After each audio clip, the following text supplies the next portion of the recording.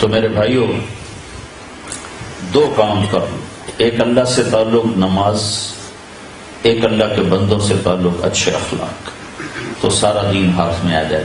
اور سارے اچھے اخلاق کی آخری باتیں کر دیتا ہوں، 8 بج گئے ہیں۔ ایک بات، سارے اخلاق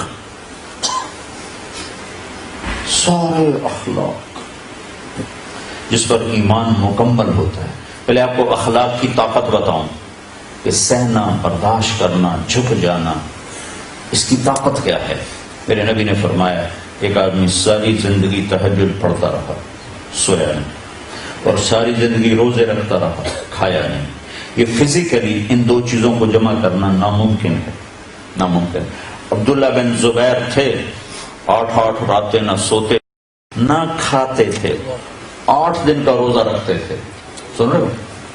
آج روزہ رکھا تو 8ویں دن افطاری کرتے تھے، نفل روزہ، نفل، لیکن 9ویں دن وہ بھی بے بس ہو جاتے تھے، ٹھیک ہے۔ تو فزیکلی اگر کوئی آدمی یہ کر لے کہ زندگی بھر رات کو تہجد سوئی نہیں، دن میں روزہ کھائے نہیں، تو اس عبادت پر وہ کہاں پہنچے گا، کس مقام پر پہنچے گا۔ لیکن میں اپنے نبی کی سن لو کہ جس کے اخلاق اچھے ہوں گے وہ اس سے بھی آگے پہنچے گے۔ کھاتے رہو، سوتے رہو، پیتے رہو، ہنستے رہو، کماتے رہو، اخلاق اچھے کر لو۔ اچھا، سارے اچھے اخلاق آپ کے قابو میں آ جائیں، ایک کام کر لو، ایک، صرف ایک۔ میرے نبی نے فرمایا، معاذ تمہیں سارے دین کا خلاصہ بتاؤں، سارے دین کو بریف کر کے بتاؤں، ایک چیز، سارے دین کو ایک چیز میں بند کر کے بتا دوں، ایک چیز میں۔ کہنے لگے، جو کیا؟ تو مجھے دیکھو، آپ نے ایسے کیا،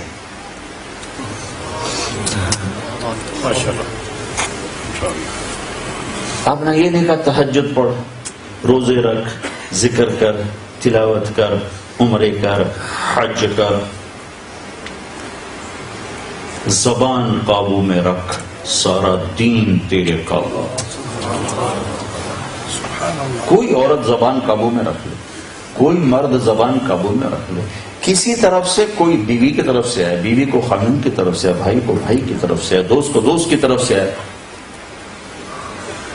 اگر زبان بند ہے اور قابو ہے، رب ذوالجلال کی قسم کوئی آپ سے آگے نکل نہیں سکتا۔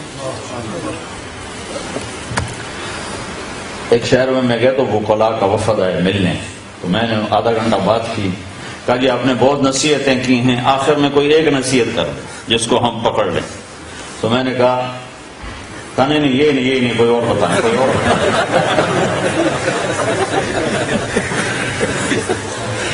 میں نے وہی کیا جو میرے نبی نے عمل سے کہا، میں نے کہا بس یہ نہیں، یہ نہیں، کوئی اور بتائیں، کوئی اور بتائیں۔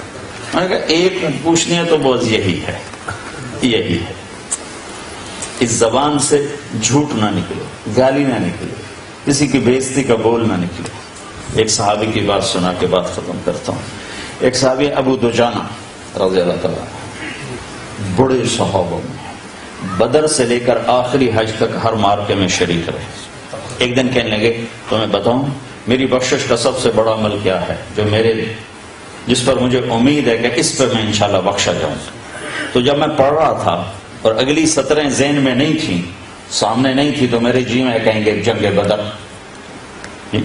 کہ جنگ بدر والوں کو اللہ نے کہا جاؤ تمہیں معاف کیا جو مرضی کرو، یا کہیں گے حدیبیہ، صلح حدیبیہ، اللہ نے قرآن بتا رہا ہے لقد رضی اللہ عن المؤمنین، حدیبیہ والوں سے میں راضی ہو گیا۔ اگلی سطر پڑھ کر میرا میٹر ہی گھوم گیا کہ اتنا بڑا آدمی بدر والا، تھوڑی سی ان کی اور سیرت سنت۔ آپ نے احد کے میدان میں ہلچل مچ گئی، اوپر نیچے ہو گئی، تو آپ نے اپنی تلوار اٹھائی، کہ اس تلوار کو کون لے گا؟ تو کئی لوگ کھڑے ہوئے، تو آپ نے کہا اس کا حق کون ادا کرے گا؟ تو سارے بیٹھ گئے، صرف 3 آدمی کھڑے رہے، حضرت عمر، حضرت زبیر، حضرت ابو دجانہ۔ عمر خلفاء راشدین میں سے ہیں، زبیر پھپھی زاد ہیں، اور ابو دجانہ مدینے والے ہیں۔ تو آپ نے وہ تلوار نہ زبیر کو دی، نہ عمر کو دی، ابو دجانہ کو دی۔ یہ وہ آدمی ہے ابو دجانہ۔ ابو دجانہ فرمانے لگے، میرے پاس بخشش کا سب سے بڑا عمل صرف ایک ہے کہ میں نے آج تک اپنی زبان سے کسی کو دکھ نہیں پہنچا۔ اور میرے دل میں کسی مسلمان کا بغض نہیں۔ تو یہ ساری عورتیں، یہ سارے مرد، یہ میری آخری بات لے لیں جو ابو دجانہ نے کہی کہ دل سے، زبان سے کسی کو دکھ دینے والا بول نہ بولو۔ سامنے بیوی ہو، بیوی کے لیے خامد ہو، بھائی ہو، بہن ہو، باپ ہو، ماں ہو، دوست ہو، ساتھی ہو، اپنا ہو، پرایا ہو، اور اپنے دل میں کسی کی نفرت نہ پیدا ہونے دو، تو رب ذوالجلال کی قسم بغیر حساب کتاب کے اللہ جنت میں ڈال۔